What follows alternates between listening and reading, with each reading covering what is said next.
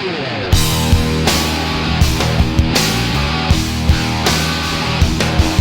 now listening to The Bryan Callen Show with your host, Bryan Callen. So this is the Bryan Callen Hunter Mott Show. And Hunter, talk to us about what you're looking up right now. We're waiting for Jonah Berger, who wrote a great book called Contagious, Why Things Catch On, What Makes Things Popular. He's a Wharton professor, and it's a fascinating book. I can't wait to get involved in this. He's going to call in. I was a little late.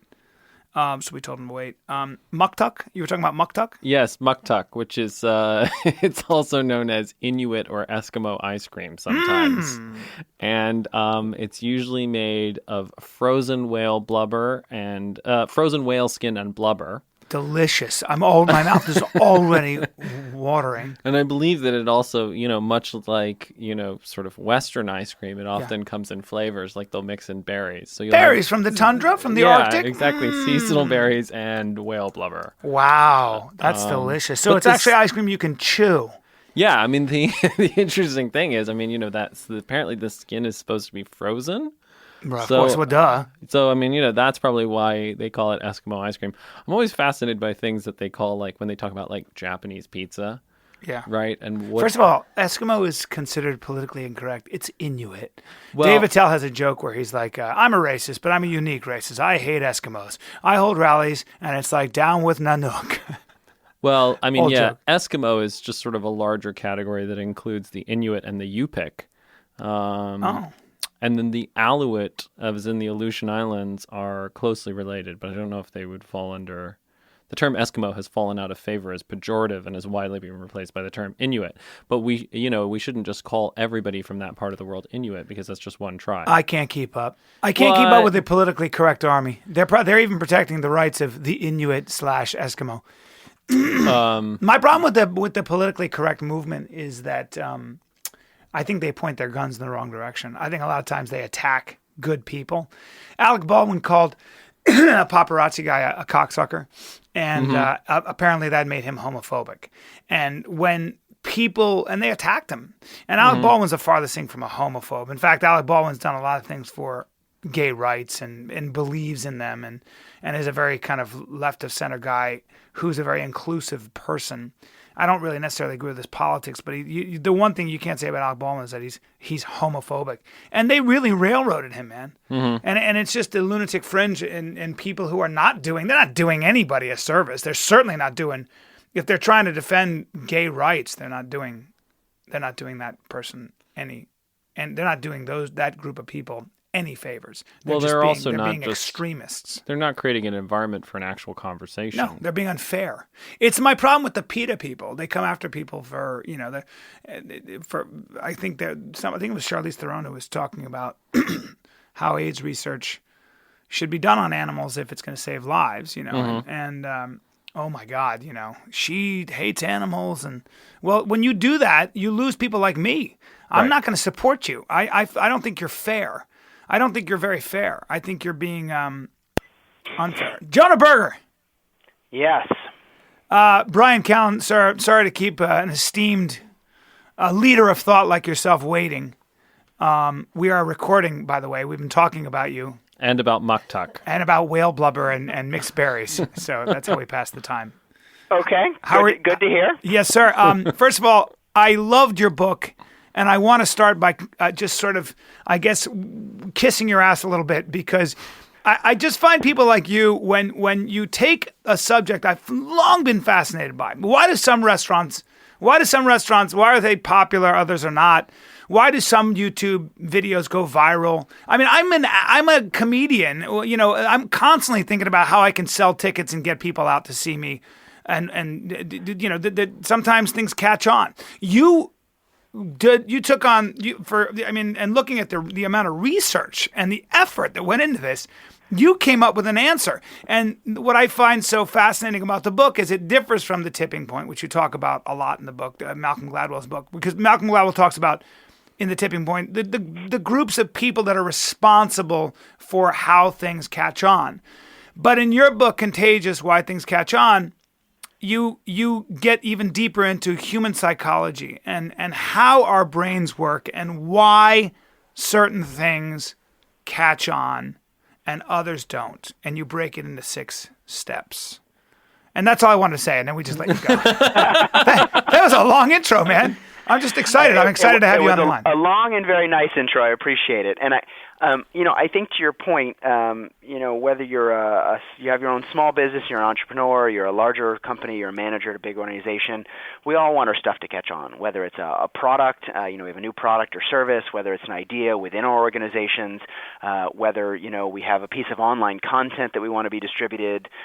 We all see things catch on. Greek yogurt at the grocery store, a certain movie becoming popular, a certain news article pinging around the web and catching fire, and we often think that it's random or luck, that it's like chance why these things I always did until I read the book. Yeah. Yeah, and I think it's easy to think that, right? It's easy to think that it's just random and there's no structure to it. And I don't mean to suggest that we can perfectly 100% of the time pick exactly the amount of views that a piece of content will get, but we can reliably say, just like a recipe, you add certain ingredients to your content, you build certain ingredients into your products, your messages, your marketing, and you'll get 30%, 40% or more word of mouth by understanding why people talk and share. And without giving away too much of the book, because I promise you this is one of the books I'm going to recommend the shit out of. It's like one of my favorite things to do. When I read a book like this, you're like, did you like The Tipping Point? Check out Jonah Berger's book, Contagious. Again, I'm doing what you talk about. It makes me feel like an insider. I've got privy information. I've got social currency. Because not only did I read the book, but I also kind of know Jonah Berger. This is part of how human beings behave, and this is how things get. You were talking about how they sent you a book one time, a publisher, but they sent you 2 books of the same copy. And you said, this doesn't make sense. Well, they were targeting you. They were saying, Jonah Berger probably knows other people that will talk about this book, and things catch on through word of mouth. But also, part of what you were also saying is that the difference between being sent a book by a publisher and being given it by someone is huge. There's so much more currency socially, right, if it's coming from somebody that you know. Like, it has a personal endorsement. Oh, certainly. And the big power of word of mouth is we trust it much more than messages that come from companies. Companies will always say, my product is the best. My service is fantastic. Check out my content. It's great. No one ever says, our service is like the 16th best service in the industry. We have the 7th best product. These other guys make much better products than we do. Go see them first. And if they're busy, come see us. Everybody says they're great, so we don't know whether to believe them or not. But if our friend says, hey, this is really good, a friend listens to your show, they say, hey, it's awesome. I love it. It was really funny, really engaging. You're much more likely to check it out, and as a result, word of mouth has over 10 times the impact as traditional advertising. And there are some interesting statistics in the book about we think that social media, the internet, all of that sort of stuff is utterly transforming things, but it seems to mostly still be word of mouth is the most powerful. Well, that kind of blew my mind when you 7%. I think you said 7% of information is exchanged online, whereas we still interact a great deal without using our phones and our computers. Yes, and I think that is particularly amazing to most people. We think that word of mouth is all about online, right? It's all about social media. It's all about being on Twitter and having a lot of followers and being on Facebook. Hardly a day goes by without some article being written in a major newspaper about how word of mouth and social media are taking over the world. Social media is a useful channel for word of mouth, but it is only one of the channels that word of mouth is spread through. It's not the only one. Most word of mouth is offline. Over 80% of word of mouth is offline. And so for me, it's not just about, hey, can I use these technologies? Can I collect more friends on Facebook or more followers on Twitter so I feel like I'm cool? But can I really get people to share my stuff? At the end of the day, whether online or offline, can I turn those customers into advocates?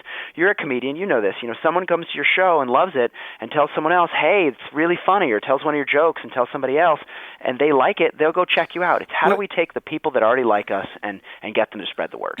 That's truly how you build an audience. I was just talking to my agent about this, and now, maybe the podcast, but mainly it's kind of been nice because I've been doing this so long that now I start to sell out.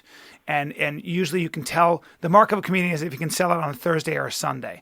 And that seems to be happening after all this time. But I was talking to my agent. I said, I've been doing the podcast. And my agent said, it's not the pod. He said, that's very helpful. He said, but you've been coming back to these markets. And if you keep delivering and you keep coming up with new material, people will come back and they tell their friends. And you can usually tell on a Thursday, if you're doing your job on a Thursday, you're supposed to end with even more people on a Sunday. And that's because they've been talking to each other and they tell their friends and their friends come. So that's I live that every single day. And what I love about that example is if your jokes are really funny, people will tell them to other people, and it makes them look good because they're telling the joke, but it'll drive people back to you. It's not that they're really influential people necessarily. They have the most friends or the most followers, but some jokes are really funny regardless of who tells them. And it's the same thing that I talk about in Contagious, right?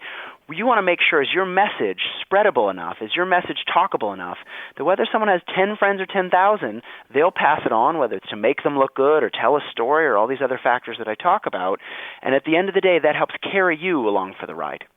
Part of what I loved about the book as well is that, when you look at the movement of ideas purely from the perspective of technology, it does seem to be sort of random, right? All these people put up their articles, some of them take off, some of them don't, like it must just be the luck of the draw. But when you look in terms of human nature, you start to realize, oh, it's not random at all. Like some of these messages are fun to talk about. Some of them, have all of these steps that, you're talking about that we'll go through. But from the perspective of human nature, you realize it's not random at all. Yeah, and I mean, just like certain factors shape our purchase decisions, shape who we end up marrying or who we end up liking, there's even some great research now on what makes things funny, right? These things can be broken down into principles that reliably drive what happens. So let's talk about, you've laid out this acronym, right? STEPS, which is the 6 things that really you've found in the research make a difference in what drive people to talk and share. Would you mind telling us the Blendtec story? Yeah. So the Blendtec story is a pretty funny one. So there's a blender. It's called Blendtec. They make a really powerful blender. And that's not how they got attention, though. They got attention through a great set of videos. So this guy walks into an office. His first day in the office is a marketing guy. Walks in and notices a pile of sawdust on the floor. And he goes to one of his colleagues, why is there sawdust on the floor? What's going on? Are we expanding the company? And his coworker goes, no, not expanding the company. Actually, the CEO is doing what he tries to do every day, which is break blenders. So the CEO would take 2x4 pieces of wood, he'd take golf balls, he'd take Bic lighters, pens, really whatever he could find, stuff them in the blender to see if the blender was tough enough to cut it, trying to make a really tough blender. Now, the guy saw this, marketing guy said, wow, this is going to be a viral home run. So he took a $50 marketing budget, not $50 million, not $50,000, but $50, videotaped his CEO doing what his CEO was already doing, right? Blending stuff, trying to cut up iPhones in the blender, and put them online. A clip I often show is one of an iPhone. You watch an iPhone get torn to shreds in a blender. It's amazing to watch. It's crazy. Videos over 10 million views. The set of videos has over 200 million. Blender sales go up over 700% when these things come out. God. And that's huge, right? A 700% sales increase, anyone would be happy with that. But to me, that's actually not the most remarkable part. The most remarkable part is they did this for one of the least exciting products ever. They did this for a blender, right? Something crazy. You think no one would talk about. Right. Because it's not about something being born remarkable. It's not, if your product's naturally remarkable, people will talk. If not, you're doomed to fail. It's about finding that inner remarkability, right? How can you show people rather than tell them what's so remarkable about what you're doing and use that to grow? Well, look at the McRib, your example of basically it's tripe, which is stomach lining, and then it's belly meat. And what is the other product in McRibs? There's definitely a lot of barbecue sauce on top, but it is a lot of less desirable parts of the pig. Yeah, not good stuff. I want some pig stomach. I'd like some pig belly, or actually stomach, and then pig inside of the pig, and then there's one other thing. But yeah, make it scarce, and throw a lot of barbecue sauce on it, and all of a sudden people want it really badly. So that people want to feel like they are the ones that they're the insider. They are the ones who get this. They're part of an exclusive club. And I think Ayn Rand, however you want to say her name, she talked about this with modern art. Modern art, when Rauschenberg would put a broom or a mop in a bucket and say and put it against a wall and say that's art. Well, the reason that kind of stuff would catch on was because there was a small group of people that felt like they wanted to be the elite that actually got it. Mm-hmm. They were so sophisticated, they got this stuff. And that was that sentiment or that human drive was what I guess made people like Rauschenberg a lot of money. I don't want to be too unfair to Rauschenberg. I'm sure he had this, but... But I think, too often we think about ourselves. Right? As when we're trying to get our ideas out, we think about us, we talk about us, we sell us. And the question is, how can we get our stuff to be shared by making our audience look good? Right? How can we make them look smart and in the know and make them want to spread the word about us as a way to do that? Because in doing that, people will talk about us and we'll come along for the ride. Well, so let me ask you this. You've taken on this, it was a pretty ambitious plan. You've succeeded. You write this great book. You figure out, how the human brain works to an extent, at least in terms of how we relate to, products and what we latch onto. Do you find yourself, I guess, now that you're aware of how you behave, do you find yourself pushing back against that? Or do you just kind of give into it? It's a weird question, but I just... No, but it totally makes sense. I wish I could say that I'm somehow immune to this, that being aware of it somehow makes us immune to this, but this isn't just like a hat we put on, when we're buying a product, or a hat we put on, like today I'm going to put on my word of mouth hat. Word of mouth is embedded in everything we do on a daily basis. When we're done with this show, we'll probably chat a little bit. You guys will go on with your day. You'll talk to somebody. I'll do the same. We don't interrupt our daily life to talk. It's part of what we do. And so these psychological factors drive when we talk about products, but also the stories we share, the rumors we pass along, and the information that we talk about. And so being aware of it, sometimes I see it and I sort of laugh. I notice myself doing it.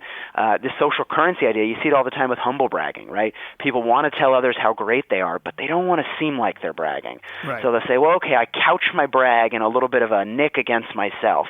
So, oh God, I'm interviewing with you guys today, I hope I don't make a fool of myself. And really what I'm saying is, look at me, I'm on this show, isn't that great? But I add that so it doesn't seem like I'm bragging. We do this all the time, but we don't always realize it. Yeah, that's right. Well, can you explain to me, since you study this, why you think trends, clothing trends, fashion trends start and stop, and who is responsible for that? Is it the same? Can we apply the same principles to that as we can to say why certain candidates get elected? Yeah, I think there's some similarities. There's also some differences. With fashion, it's really a lot about how we look to others, right? So, sure, we wear clothes because they keep us warm, but we also wear clothes because they make us look like certain people. And most of us don't want to necessarily be the first person to be doing something. We may not care if we're ahead of the curve, but we definitely don't want to be way behind the curve. So we adopt things to help us fit in and to help us, do what others are doing. If our clothes are, hopelessly out of fashion, we move on to something new. And so part of it's a symbolic meaning, right? What it signals to wear a certain style of clothes, just like what it signals to drive a particular type of car. The other question that I had for you as well is, in terms of the gossip thing, I think so much of what, all of the neuroscience and all the psychology that's coming out is it just makes us more comfortable with and more honest with who we are, right? It's like, this is who we are. Like, we can just get on with it, accept it, and move forward. Right. I think that's a great way to think about it. Sometimes we think, this is not, no one wants to say it's them. I don't do this. We all do these things. It's the way we work as individuals. It's the way we're built. And understanding that can help us have better and more fulfilling lives.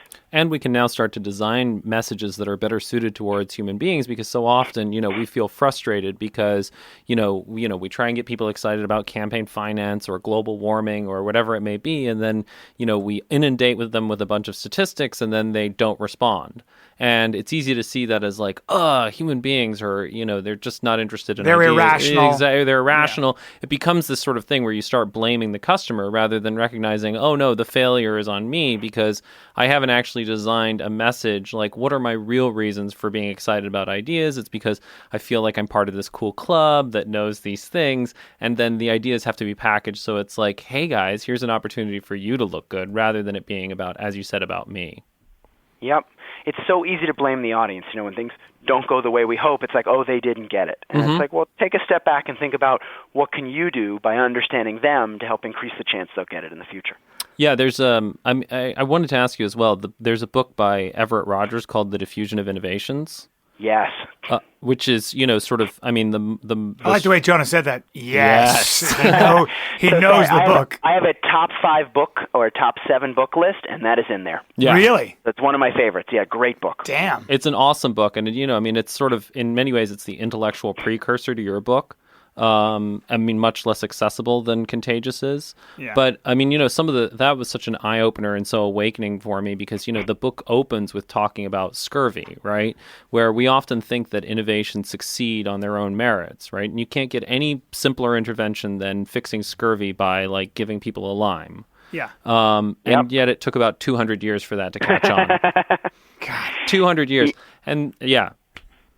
Yeah, so it's funny you mention that. I just today was my last day of class. I'm teaching a group of tech entrepreneurs, and one thing I always talk about is think less about the technology and how high quality it is and whether it works, and more about the psychology. Who's the end user? How can you be user focused rather than product focused? That scurvy example is perfect, right? Something's high quality, it'll help you, make you better off, yet it doesn't catch on because it's not that things catch on just because they're useful.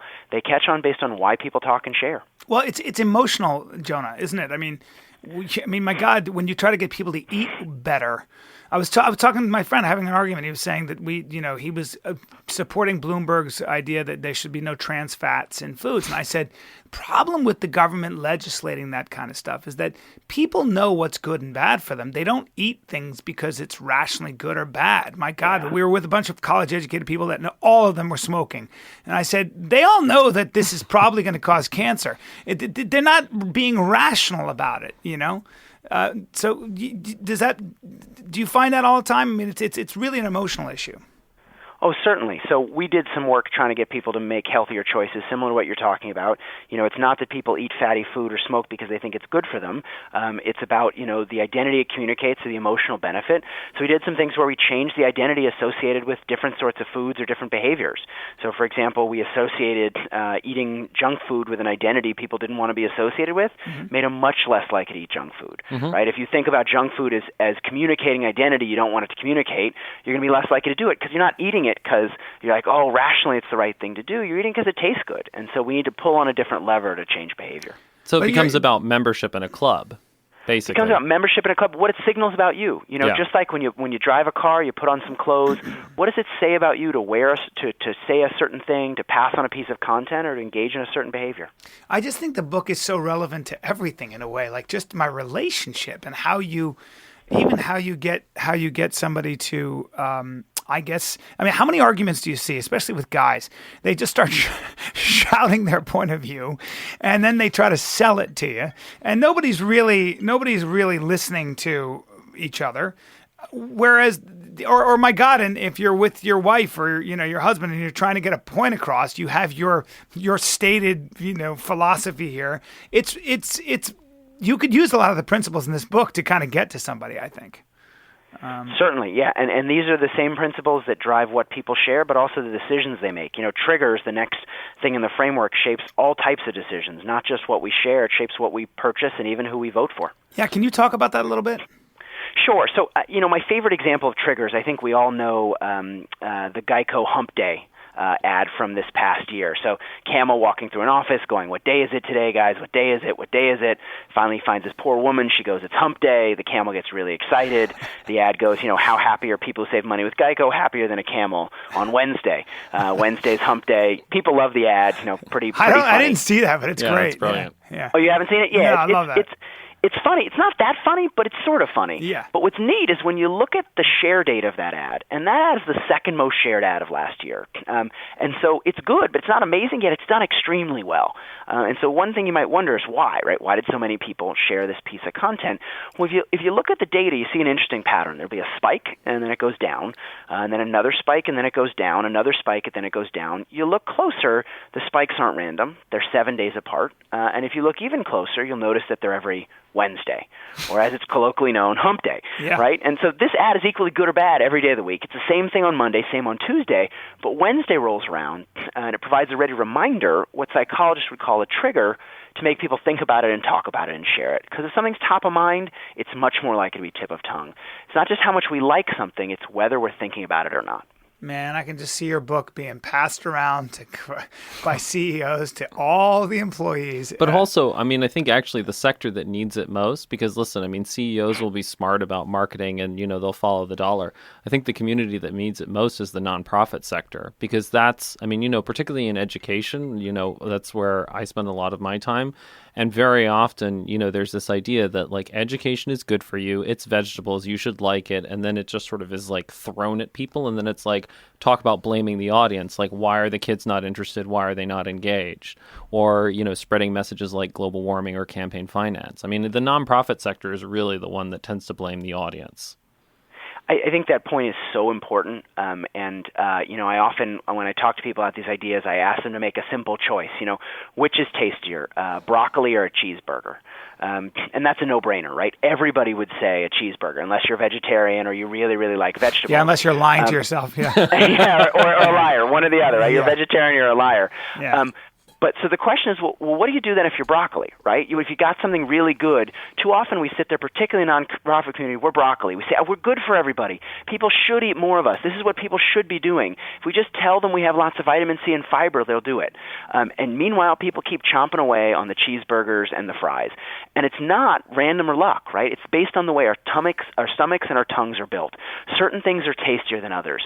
We need to do the same thing with messages. We need to think about how can we make our messages tastier, not by understanding people's tongues or their stomachs, but by understanding how their minds work. And understanding, what it is that really makes them tick. It was very interesting. There's a book that I just finished, and we'll be interviewing the author, James Tooley, who wrote The Beautiful Tree. Yep. And it's all about basically, low cost for-profit schools in the slums of places like India and Kenya and all of that sort of stuff. But one of the points that he makes is, the importance of brands, like among the poor and all that sort of stuff. And, education is desperately trying to figure out how to, get students engaged. And it's really simple. You have to make learning cool. You have to make it so that knowing things is a sign of social status. Oh, certainly. Yeah. Just as much as what you wear and what you drive, what you know is a signal of who you are. Do you see that? Do you see that happening, or do we still have a long way to go for that stuff, Jonah? No, I definitely do. I think the web is the new car, or it's the new clothes. Our social media sites are the way that we showcase ourselves to the world. It used to be MySpace, and we had our song on there, and we had our background, and we can't customize it as much as we used to. But it's really our doorstep to the world. It's the way that people see us, and so social currency is important. It's only one of the 6 things that I talk about in the framework, but it's definitely one that's quite important. And so in terms of, the next step is ease for emotion, right? Yes. And sorry, go ahead. No, I was going to say, so elaborate, please. Tell us your secrets, sir. When we think about emotion, I think we tend to think about positive and negative. We think about good things that make us feel good. We get promoted, our team wins, our kid does well in school, something good happens, or something negative. We get fired, our kid does badly in school, our team loses. And you might think that you share positive things and you avoid sharing negative ones. You share positive things to look good and make others feel good, and negative ones not to. But there's actually another important dimension that emotions differ on, and that's the arousal tendency or the activation that they're associated with. So some emotions like anger are activating emotions, while other emotions like sadness are deactivating. If you think about what you want to do when you're angry, you want to throw something, you want to yell at somebody, you want to do something. When we're sad, we're deactivated. We don't want to do very much. And so we find in our research is to get people to share, you have to find those high arousal emotions, whether positive or negative. So on the positive side, why do so many funny things get shared? Well, humor is a high arousal emotion, makes us laugh, drives us to take action, drives us to pass things on. But it also explains why negative things like anger and anxiety get shared. The more physiologically aroused we are, the more activated, the more our blood is pumping, the more our pulse is quickening, the more likely we're to share something. Well, we also, I think when something bad happens, we want support. We reach out for support, right? You want to get close to people. But it's also, I think you got to discern what kind of bad, right? Because if you just feel sad and depressed, it doesn't necessarily make you reach out. It may make you more introverted. But if you're angry about it, and it's like, look at this shitty thing that happened to me, then you go onto Facebook and you I don't do that. That always annoys me. Well, exactly. I think that's also, that was something that I was going to ask earlier, which I think is interesting, is in terms of that 7% figure, if that is the right number, we... As in people who we only share information, 7% is on social media. Yeah, I think that increasingly, just as, in the 50s or in the 30s, people may have been more susceptible to advertising messages, but now, we're all much more inured to them. I think in the same way, social media no longer has the same power power it does. It used to. I mean, it used to be that, somebody posted a baby photo on Facebook and it was just the biggest thing, or somebody had their angry rant and everybody felt the need to weigh in. And now it's like, angry rant, well, but I think photo. Jonah, wouldn't you say it's actually what we're looking for is something that's authentic, something we can believe in. The problem with being inundated with all these messages is you don't know what to believe. But like you were saying, if we actually trust the message, and a lot of times that comes from word of mouth, that's the direction we're going to head in. Yeah, we definitely trust our friends, our colleagues, our social ties more than we trust people that we don't know. But I think as you guys are pointing out, the other issue with online is it's just a much more busy channel than it used to be. When we used to have 10 or 15 friends on Facebook, or even 30 or even 100, we could keep up with people. Most things we posted, people would see. It was the first time someone got really angry, everyone would comment on it and make the person feel better. Now, we're connected to thousands of people. Most people don't see most things we post. Even if they do, so many of the things that people post now look very similar. So, it's yet another baby photo, or it's yet another, clickbait headline where people are encouraged to, go after clicking whatever it is. The most amazing thing, you'll never believe what happened next. Once you've clicked on, 5 or 10 of those and you realize, well, I actually do believe what happened next. That wasn't really that surprising. You're not going to be fooled again. And so I think the channels online, at least, have gotten much busier than they have been before, and the power of offline word of mouth has increased in its value. Well, then again, there's when Kim Kardashian oils up her cheeks and poses, that picture was talked about by everybody. It's so funny how we certain things just no matter what cut through all the noise, man. You're like, hey, wait a minute, why does that picture bring me to my knees? I'm a married man. I didn't know I was that much of a creep. So I'm always impressed with people who can actually come up with something. I mean, sex, if packaged the right way, still very much sells. It's just interesting. Yeah, and she did figure out a way to do something different. And I think, we all laugh at Kim Kardashian. I think she's done an amazing job, though, of never producing anything, yet staying in the public eye for so long. She has a television show essentially because she's famous. She gets in the press because she's famous already, but she's parlayed that into more and more things over time just by being famous. Because I think talking about, what's tasty, what appeals to people, she understands how to make content, whether it's releasing photos or doing a television show that resonates with people and will be successful. Well, I mean, that is something I feel like that example, though, might be a little bit different than what you talk about in Contagious in terms of it. There's a lot of negative connotation that goes. People it's like Paris Hilton as well. It was the same kind of thing. Like she really hasn't done anything, but it's the same she's thing. Famous and people talk about her. But it's the same thing as there's the classic Barnum and Bailey quote or whatever P.T. Barnum said. He said, that people who would come to his show and think that whatever it was, the mermaid was real, would come once, but the people who thought that it was fake would come twice. Because they would come once to see it and say how fake it was, and then they'd come back and bring all their friends to show how fake it was. So I guess it's the same idea, right? Yeah, right, Jonah, Professor. Yeah, interesting. Yeah, no, I like that point a lot, and I think part of it is, we like railing against things. We like, saying, oh, that's terrible. Oh, I hate this, because it helps us express who we are. And so, hating Kim Kardashian or making fun of Kim Kardashian is a way for us to bond together. But let me ask you something. Isn't that more of sorry to be politically incorrect, isn't that more of a female compulsion than a male thing? I find women tend to gossip more than men. I just do. And I'm sorry if that sounds politically incorrect. I truly believe that in my heart. So I hope everybody, you politically correct army, you can come at me as much as you want. I think from my experience, it feels as though women tend to enjoy gossip more than men do.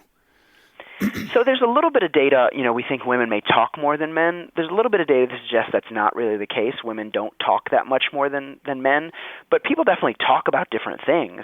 Women's social relationships are certainly more important to women than they are to men, and so women may talk about them more because they care about them. It doesn't mean that men don't gossip. I think men, talk just as much about other things and talk for the same motivations as women, though what they talk about may differ. Yeah, that's true. Men like to go bat on on sports figures. They like to kind of talk about, the quarterback that dropped the ball. Well, a lot of this also comes back to Robin Dunbar's work. Another favorite book of all time, Grooming, Gossip, and the Evolution of Language. Men use language a lot to lek, basically to show off. And to say, like, I'm so smart, look at me, let me hold forth. This is you mean like me when I dropped Jonah Berger's name in his book? I can't wait. Can't wait to steal all your ideas, Professor. As long as I can steal a couple of your jokes, I'm happy. Listen to me. By the way, if you're in Philadelphia, I'm going to be there December 10th, 11th, 12th, 13th at Helium Comedy Club. And I will put you on my list, and I will roll the red carpet out. You can bring whoever you want. I think we're going to sell out pretty quickly, but I promise you I will hold you as many tickets as you need. So you let me know, and you have a standing invite. And then I'll take you out for wine or beer and pick your brain, just so I can say I hung out with you. So you let me know if you're there. Okay, thank you. I appreciate that. Yeah, 100%. Are you in Philly? Usually I am. I'm not there at the moment. I'm spending a little bit of time in New York City, but usually I'm based in Philly. Yeah. Great. And you're back. It's funny because I think you started out. You wanted to be a doctor, didn't you? You went to medical school. You talk a little bit about that in the book. I did. I started out being a hard scientist. Whether we think about material science, math, engineering, computer science, I studied very statistical sort of oriented tools, experimentation, but I thought it was interesting to apply those same rich tools to understanding how people behave. I think sometimes we say, we can understand how molecules work, but people, we're so complicated. There are no rules that underlie human behavior. And just like anything else, there are rules. They may be more complicated rules. They may be more difficult to capture and understand, but they're rules nonetheless. I think it's also there's also been a real change in how we look for those rules. I mean, if you look at sort of, B.F. Skinner, there was this very sort of Pavlovian stimulus response approach that was used, and now there's much more of an awareness of the intersection of emotion and, reason, that the two are really going hand in hand. Definitely. And I think, the idea of the six, and we talked a little about triggers already, but the idea of triggers is, I think, one of the ones that people use the least. Just the fact that something is top of mind, just the fact that we're thinking about something is going to change our behavior. So, I love to say, if I said peanut butter and, what word might you be thinking of? Jelly. Jelly, right? So peanut butter reminds us of jelly. Or balls. Sorry, but that's just me. Sorry, Professor. Sorry, Professor. Keep going. I'm 10 years old. If I said rum and, you might think of what? Coke. Rum and Coke. Yeah. And so peanut butter is almost like a little advertisement for jelly. Even though peanut butter's not around, it reminds us of jelly. That's how we work. We see one thing, we hear one thing, we think about something else. The environment we're in changes what comes to mind. We did a study a few years ago. We looked at where people vote could affect how they vote. So we looked at people that voted in different locations. Some people voted churches, some voted schools, some voted firehouses. And you would say, well, it shouldn't affect where they vote. I mean, they just drop off their ballot wherever they happen to be assigned. But if you think about it, voting at a church might change what comes to mind compared to voting at a school. And that's what we found. So, voting at a school increased the likelihood that people supported school funding, in part because it triggered different things in their mind. God, man. And so, what we buy, how we vote, what we talk about, all depends on the things we're thinking about and what's top of mind. Can you tell the Kit Kat story? Because that's a great example of triggers, and I thought was so fantastic. Yeah, I think, I'll tell another one. If you don't mind, I'll tell one that I think we can all relate to, but just the one of reusable grocery bags, right? So if you think about it, we all have reusable grocery bags at home, right? Everybody has them, but most of us don't use them every time to go to the grocery store. And if we think about it, when do we think about the bag? Think about it when we get to the store, right? When it's too late. We get to the store, we go, I forgot my bags. It's too late. Yeah. And so it's triggered, but it's at the wrong point in time, right? And so the question is, what makes it come to mind? With Kit Kat, people liked Kit Kat, but they weren't buying it, so they just came up with a simple slogan, Kit Kat and coffee, a break's best friend. Thinking about coffee, think about Kit Kat. Having a coffee, have a Kit Kat. Association. Coffee, Kit Kat. Yeah, simple association. But now then, when we see the coffee, we're more likely to think about Kit Kat, right? Just like when you think about peanut butter, you think of jelly. And so by linking themselves to coffee, sales increased from around, I think, 300 million to around 500 million just because they got people thinking about it more often. And so it's not just do we like something, but are we thinking about it or not in the first place? This is this can also be dangerous information. I think about people like yourself, and I really just I really appreciate. You just sound like such a a mild-mannered, kind man, but you're very ambitious. Your thoughts are going to have an effect and already are having an effect on how we live our lives. And people like you, what I love about this podcast, thank you, Hunter Motz, for booking people like Jonah Berger, is I get to talk to people that really are having an effect on the world. And I think that this kind of information, of course, could be used for, I guess, to manipulate a group of people. But at the end of the day, it does make the world a better place. At the end of the day, we're learning how to get important messages out there and get people talking about them. And so I'm saluting you verbally, sir. I'm saluting you. Well, thank you. Yeah. I appreciate it. It must be very satisfying for you. I think about this when you're just a man and you say, well, I'm going to go out there and try to find the answers to something, and then you do. That's that moment when you kind of said, I think I'm really onto something must have been, was it a slow process or was there a eureka moment? First of all, I should bring you with me everywhere I go. You're like the best promoter. You're fantastic. I really appreciate it. Well, Thank you. I think you deserve it. I do. I think we live in a culture that celebrates symmetry and muscle and the loudest, sparkliest thing on the centerpiece, the tyrannical centerpiece or whatever. I don't think people like you get your due. So that's why this podcast is important to me. That's why I get it out there. I mean, I just think some of these great ideas that are stuck in books need to get out there. And I know they are getting out there, but that's kind of, so I'll just come around. I'll blow a trumpet every time you Brian will be your hype man. And now, ladies and gentlemen, Professor Jonah Berger, and I'll just release doves and have some people blow some horns, and then you just walk in with a cape. Yeah. But I want to take that exact phrase you said, and that's the reason I wrote the book, right? Being an academic is fun. I like research. I like trying to answer puzzles.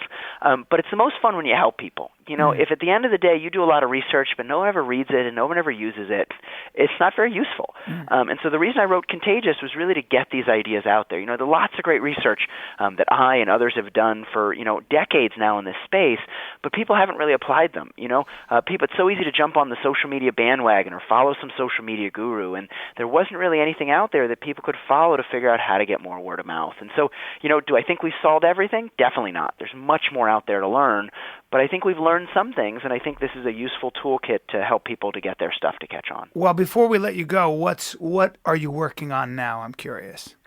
Oh, wow. So all sorts of new research.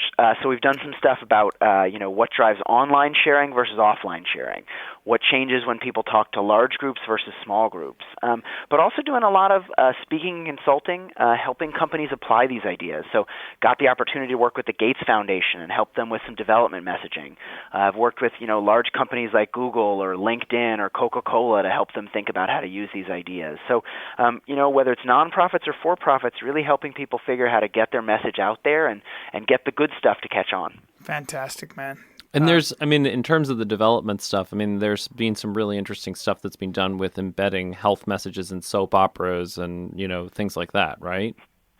Certainly, and exactly what you were talking about before, less about the information and more about the identity, more about the emotion, less about this is a bad thing, let me tell you why, but more of a how will people see you if you do this? I think so much of health behavior is about stigma. Been doing some work with the mental health community. So much of it is people think they're the only one, and so they don't want to talk about it. Lots of people have these issues, but because they're private, they're hard to see. How can we make them more observable and make people more comfortable talking about them? Right. And that's the next step, which we didn't get to, but public, right? In terms of Movember is such a great example of that. Mm-hmm. Oh, fantastic example. Or the Ice Bucket Challenge, right? Taking a private act, donating money, nobody can see that, supporting a cause, nobody can see it, and making it more public, more observable, because the easier something is to see, the easier it's going to be to imitate. Well, and that's what was so smart about the Ice Bucket Challenge is that you make it visible in a way that people don't have to be bragging about it. Right, the mere fact that someone asked you to do it is now in front of everybody else. You're posting online. Other people can see it. They might have thought it was ridiculous, but if other people are doing it, they're going to do it too. Yeah, I did it. I got challenged, and I did it. I got challenged by one of my favorite MMA fighters, Donald Cowboy Cerrone. I was like, I'm doing whatever that guy tells me to do. I was like, that's going to happen. I didn't even know what it was. But Brian, you also do the Ice Bucket Challenge after every workout. I do. It's the only way you can cool down. That's all I care about. That's right. Because I burn. I run hot. I run hot, Jonah. I run hot. Professor Berger, thank you so much. Thank you for your work, sir. I insist you come to my show if you're in town. And if you guys want to come December 10th, 11th, 12th, 13th, Helium Comedy Club, and you might just be rubbing elbows with a genius, Dr. Jonah Berger from Wharton School of Business, ladies and gentlemen. Thanks for taking time. Happy Thanksgiving. Go back to your family, and you are very appreciated. Thanks for having me, guys. Take care. A good man, a smart man, a man who makes a difference, ladies and gentlemen, and we bring you leaders of thought in all fields here at the Bryan Callen Show. Who are you again? The Hunter Motz, the man who booked this. Thanks for doing all the work, Hunter. We're going to get some comics on here, by the way. I'm excited. We're going to get Bill Burr, we're going to get Al Madrigal, we're going to get some people out here. The John Lovitz podcast was one of my favorite of all time. So funny. Let's get him back. Let's get Harlan Williams back. Sounds let's get some comics back too. In fact, let's get comics involved in the discussion. I agree. So that they can interrupt everything and we can learn nothing. Well, listen, I mean, the thing that I kept on thinking about through this whole thing was Dane Cook, right? I mean, Dane Cook, like so much of how he became successful was getting 1 million MySpace followers, right? Dane was the first guy to do it. I mean, people don't give Dane his due. First of all, I say this a lot, and I've said this to Dane, and I've said this to, people. Dane, what got Dane famous was also the fact that he was painfully funny. And I don't care what anybody says. It was always fun to kick him about and stuff. And let me tell you something, man. If you had seen Dane Cook, and you had seen the comedy that got him where he got, you would have been crying. I saw that dude destroy rooms. I mean, destroy rooms.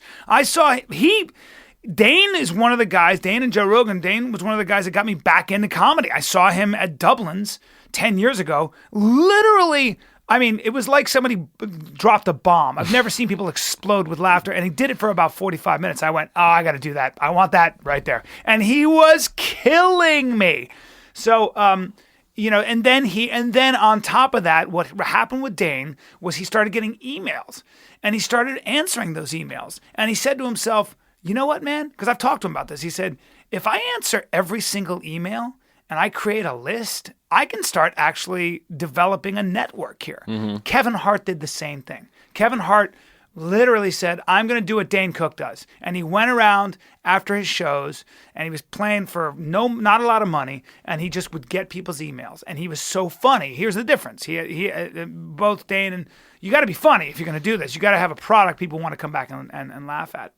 And that's part of what I think we need to stress is that in this book, you have to have things that catch on. There's a technique to it. You got to have the product too. But I think so often, I mean, the other message is overemphasized that like, oh, I'm going to create this amazing product and then it will sell itself. Yes. For me, we were talking about this. Now I'm starting to see a real uptick in ticket sales. It was just, I'm selling out, which I didn't know was going to happen. But I think I've been doing stand-up for so long, and I think I have a good product. I think I get it out there. But also with the momentum, with podcasting and tweeting and Instagram and all these things, you kind of get to a point where it reaches a boiling point, where there is an exponential growth to things. And some of it is just also, you got to remember if you're trying to accomplish something, and a lot of young people listen to this podcast, there are no shortcuts. It does take, just be patient, man, and just keep doing the work. And a lot of times you're going to feel like you're doing the work for no reason. There are a lot of times when all these podcasts, people were making fun of me. And they're like, you got the 10-minute podcast, The Fighter and the Kid, and then this podcast, and you're wasting a lot of time. Well, no, I'm not.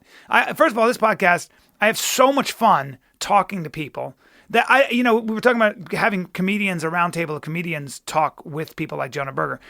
I don't know. The problem is I want to hear Jonah Berger. Mm-hmm. I'm so fascinated with what he has to say that sometimes the humor might get in the way. But blah, blah, blah. The point is that, I think when you're trying to get somewhere and you're trying to get your message out there, do the work, keep your head down, do the work, and be smart about how you do it. And then you can apply. Make sure you have a product, and then you can apply the lessons that someone like Jonah Berger spent so much time coming up with. Yeah, but I think that's the sort of the shortcut is that Jonah Berger has spent decades thinking about this. There's a whole body of research that he's drawing on even before him So, there are a lot of these problems have really already been solved in some sense. Yeah. And very often people are, chained to a desk trying to figure out these things on their own. And if you go out and you read the right books, you find that the answers that you need are already there. Well, you said two really cool things this morning when we were talking. One is that there are answers. The answers are out there. They are. And, you and I are working on this TV show, which the idea being that there is, now we won't say anything, but there is an answer. There is an answer. And I really love that because it's very easy to be cynical. And it's very easy to say, yeah, but what is the answer? Everybody has a point of view. No, there is an answer out there. And if you give in to the fact that there isn't an answer, well, it all depends. First of all, it's very easy to do. Second of all, I don't think it solves a problem. And I think it's also maybe even a little dangerous. You've got to fight for the answer. It is out there. And the other thing you said is that everybody's religious. Because we were talking about how people change when you appeal to their emotions. We are emotional creatures. And there are two camps. There's the religious camp and the science camp. The science camp likes to believe that they are the ones that have all the answers because, they're rational. When in fact, everybody is religious in one way or another, and you defined it in very interesting terms where you said, whether you're talking to Lawrence Krauss, who's a great physicist, Lawrence Krauss would never say he was religious. But Lawrence Krauss's religion in some ways is to say, look, I'm a scientist. I have measurable data, and he's right, and God bless him for all his work. And he does a great job. But Lawrence Krauss would probably believe that if everybody thought the way I did, we'd be fine. We'd be great. And any religious person feels the same way. Muslim fundamentalists say if the world were like us, it would finally be a beautiful place to live. Christian fundamentalists are the same way, et cetera, et cetera, et cetera. I'm that way. For Christ's sake, I'm that way all the time. I do wish people, I often go to bed thinking, God, I'd love to be the emperor of the world because I would solve all the problems. We're all that way. Guess who else is that way? Hillary Clinton. That's why my father thinks she's the Antichrist. And Michael Malice calls her, everybody's mother-in-law. Okay, so the point is... Yeah, but and this is in terms of, what Jonah Berger represents and really what's been happening in neuroscience and psychology, there's been a real shift where, people like Daniel Kahneman, Antonio Damasio, and Hannah Damasio, and, Jonathan Haidt, we now understand that we don't think our way to decisions. We feel our way to decisions. And there's this rationalist delusion that there's such a thing as pure reason. And pure reason is not something that is possible for human beings. As Kahneman says in his book, Thinking Fast and Slow, human beings are not well described by the rational agent model. Like, it's a nice idea to think that we are purely rational, but it's just not possible. You're certainly raised that way. I was. Yeah. Emotion was considered... weakness in a way. Exactly. I mean, that's where the Greeks, look at Socrates and Aristotle. It was about reason. That's right. Don't take the path to Jerusalem, take the path to Athens. It's not faith, it's reason. That's very important. It's a thousands and thousands year old prejudice in Western until culture. Until you lose a child and then come up to somebody who lost a child and say, this meant nothing. Well, there's reason involved in this. I don't know. The interesting thing is that there's, what Damasio's work shows is that there's always an emotion involved. And very often the emotion that has been associated with science is arrogance. And a sort of contempt for people and all of those sorts of things. And so when you look at, Thomas Woods makes a big thing in his book, one of his books, I don't remember, but about how... One of his 12 books. And one of his 12 million books. Hey, Tom Woods, calm down. Calm down already. Jesus. But, he talks about some Greek philosopher who, after his children die, all of his children are killed. And, he's just sort of very dismissive about the thing, unmoved by it and all of that sort of stuff. Stoic, exactly. But you have to understand that stoicism, that's not pure reason. That's a particular emotional state. That's denialism. Or whatever it is. Yeah. But I don't want to live in that world. Well, exactly. And or Robert McNamara, right, who, has all of these data, all of these statistics that he's using to try and figure out how to win the Vietnam War. In the fog of war, he says, what was missing was empathy. We'd failed to understand that they thought they were fighting a war of independence. God damn. And so... It's so amazing how sometimes the answers are very simple and they're very human. 100%. And it's not to say, this for part of that the Platonic idea of Plato is that there is a battle, there is an endless war raging within you between reason and emotion. And we now know that there's no battle. They work hand in hand. And then the challenge is to figure out how to make them work most effectively. Reason has done amazing things for us, and so has emotion. And there are some things that reason can see clearly, for example, statistics and everything that has made science possible and, empiricism. But there are also some things that emotion can see clearly that data cannot.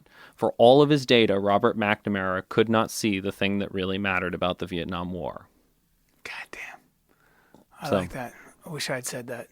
Well, Bryan. Son of a bitch. Maybe I'll dub my voice over yours. That'd be kind of creepy and weird. But when you How do... come we don't have video? Hey, Rena, where's the video on this? Oh, I mean, what the hell? We need to be able to see our brains at work. Well, you mean MRIs? Yes. Let's get some MRI action. Well, Bryan, do me a favor, though, and this is just a shout-out and an acknowledgement to all the people on Twitter. When you do dub me over, take out all the you-knows and the likes and the rights. I know, you've gotten some emails about that. A lot. You got one guy who was like, hey, bro, stop using the you-knows and the likes. It's a horrible verbal tick. You say this, you go, well, that's the interesting thing. Oh, my God. Yeah. And that's, I always used to say from doing Joe Rogan's podcast, I would always be like, by the way. And now I'll say that. I got to get you on Rogan's podcast. I'm going to call him right now. Ladies and gentlemen, December 10th, 11th, 12th, 13th, Philly, Helium Comedy Club. Come see me. Oh, I'm going to invite Adam Grant, too.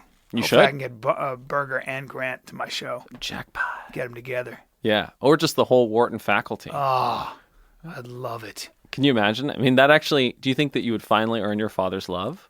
Oh, man. I'll tell you what, I promise you I'd make them laugh their ass off.